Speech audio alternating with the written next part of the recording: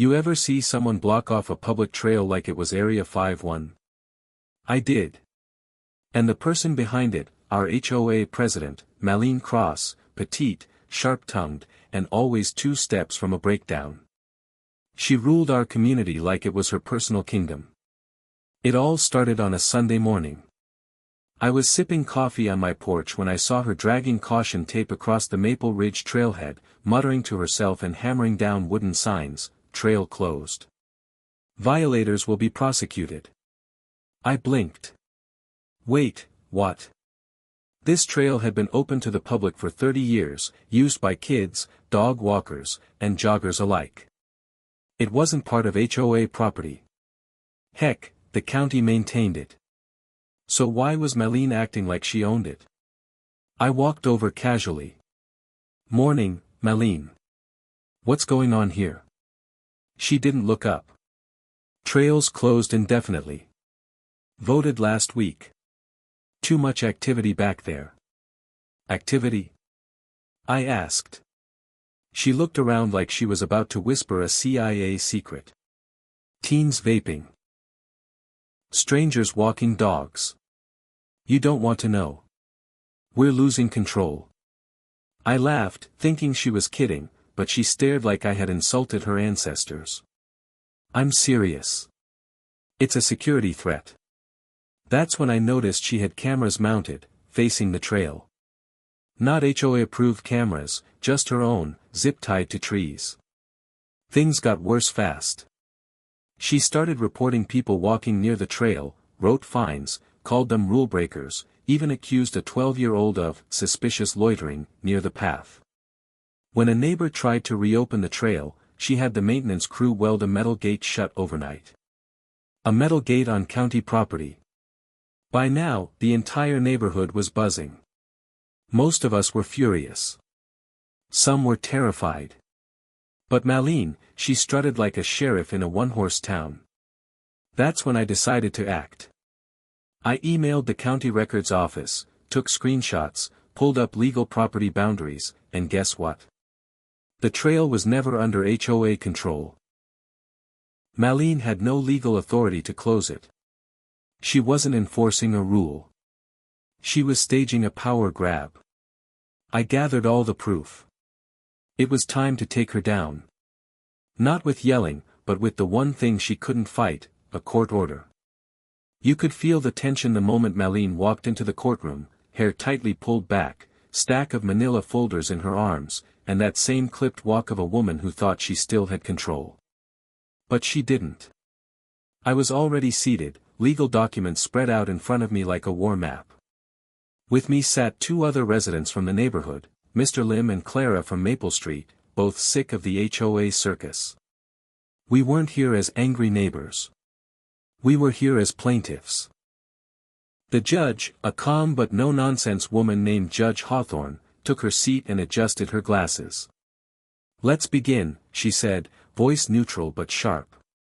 "This is a hearing to determine whether the closure of the Maple Ridge Trail was legally authorized by the Homeowners Association." Malene stood up like a queen summoned. "Your Honor, as president of the HOA, it's my responsibility to maintain safety." Judge Hawthorne cut her off mid-sentence. "Ma'am, is the trail within HOA-owned land?" Malene blinked. "Well, it's adjacent and, yes or no?" Silence. She fumbled with her papers, eyes darting. "No, technically it's not owned by us, but..." "And yet you placed surveillance equipment, caution signs, a welded gate, and issued fines to individuals walking on a county-owned trail." You could hear a pin drop. Malene's voice cracked. "I was trying to protect the community. Strangers, non-residents were using the trail. There were kids vaping. It was dangerous. That's when I stood. With respect, Your Honor. Kids vape in school bathrooms, too. Doesn't mean she gets to lock the doors to the school." A few chuckles. Even the judge smirked. I handed over a folder. Inside are county maps, land records, and 3 written statements from local officials confirming the trail is public property, not HOA jurisdiction. What she did was trespass and intimidation. Judge Hawthorne flipped through the pages. She didn't look surprised. She looked fed up. Her gavel hit the block hard. Effective immediately, the Maple Ridge Trail shall be reopened. All barriers and surveillance must be removed within 72 hours. Furthermore, I am referring this matter to the county prosecutor for review of any illegal actions taken by the HOA board or its president. Malene's face went pale. That wasn't just a slap on the wrist. That was a door slamming shut. I thought it was over. But Malene had other plans. She didn't just walk away.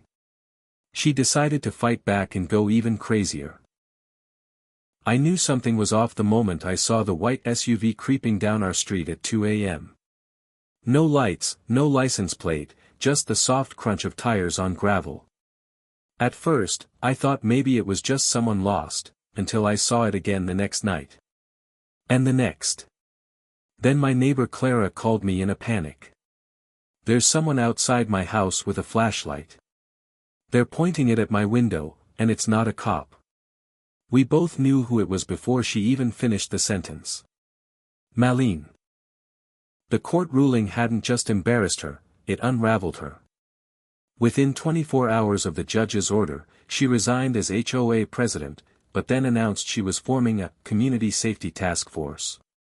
No approvals, no legal structure, just a group of loyalists, mostly other nosy retirees, wearing neon vests and acting like they were the FBI.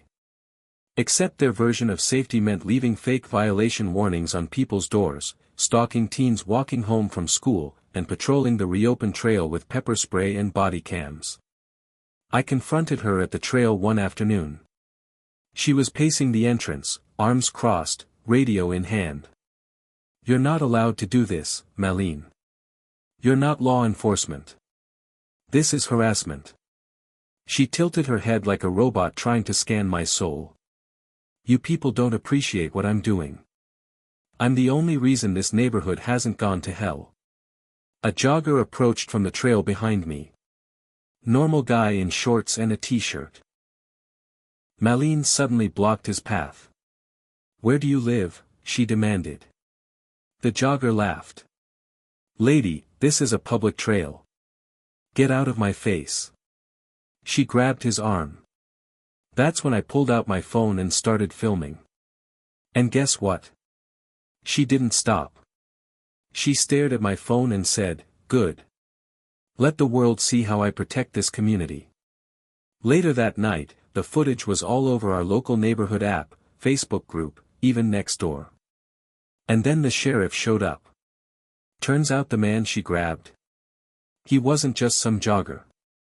He was an off-duty city attorney. And he wasn't laughing anymore. Malene was arrested for assault and impersonating a public official. But that wasn't even the craziest part. You won't believe what they found inside her garage. When the sheriff's department executed a search warrant on Malene's property, no one expected anything criminal.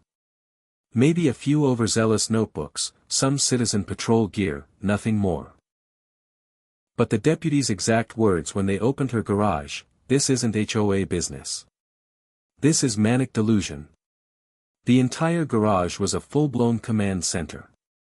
On one wall, a massive corkboard map of the neighborhood marked with red pins, yellow strings, and printed photos of residents. Their names, addresses, car models. Even daily routines were written in neat, terrifying detail. There was a folder labeled Trail Threat Profiles. My name was in it. So was Clara's. And even that jogger, the off-duty attorney. Inside were surveillance photos taken at odd hours. Me taking out trash. Clara watering her garden. A kid getting off a school bus. She wasn't just watching us.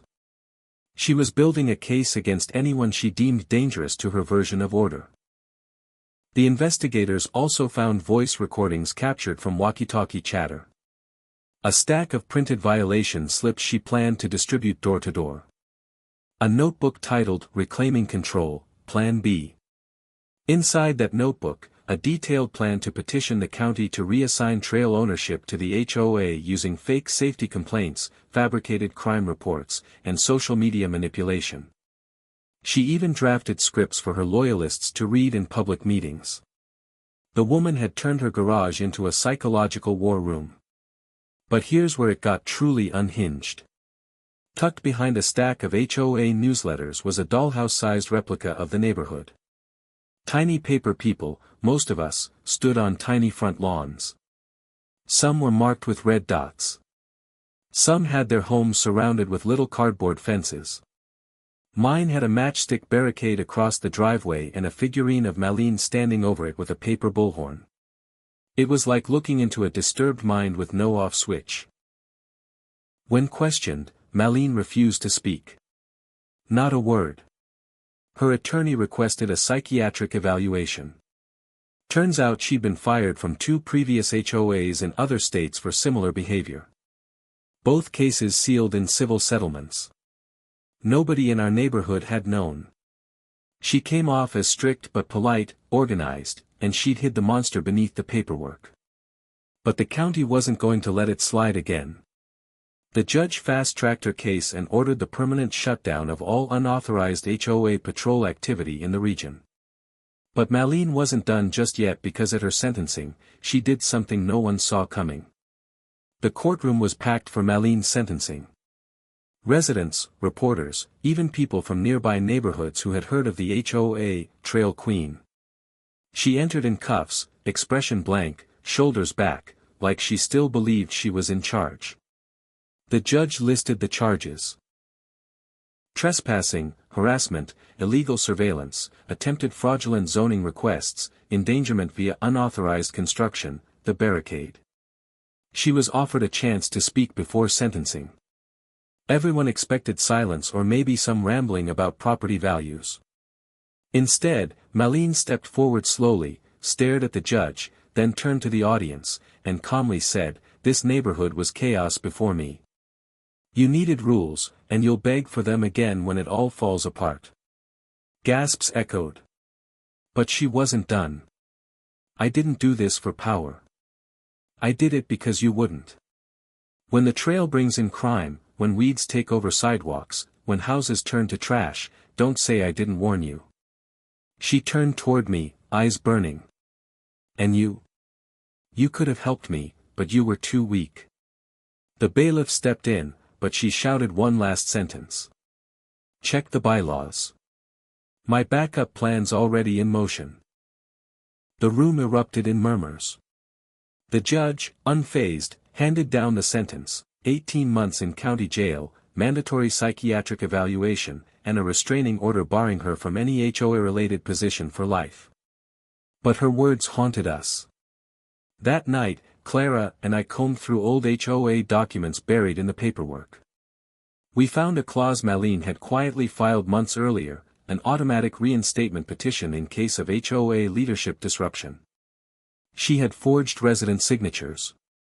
Thankfully, the clause was invalid without approval quorum, and we got it officially revoked, but not before a few of her loyalists tried to file her paperwork post-conviction. Even behind bars, Malene had tried to claw her way back into control. The trail was eventually locked off to vehicle access just as the judge ordered, and the county assumed its maintenance. Joggers, kids, and even Clara now walk it freely without fear of rules being screamed at them. And the HOA? We held a full leadership re-election. This time, I ran and won, but not to control. Just to make sure no one like Malene ever ruled again. Neighborhoods need boundaries, but never at the cost of sanity. If you've ever dealt with a power-hungry HOA Karen, you know how satisfying this ending feels. So, if stories like these make you nod in agreement or just shake your head in disbelief, hit that like button, drop your wildest HOA experience in the comments, and subscribe for more real-life showdowns where justice actually wins.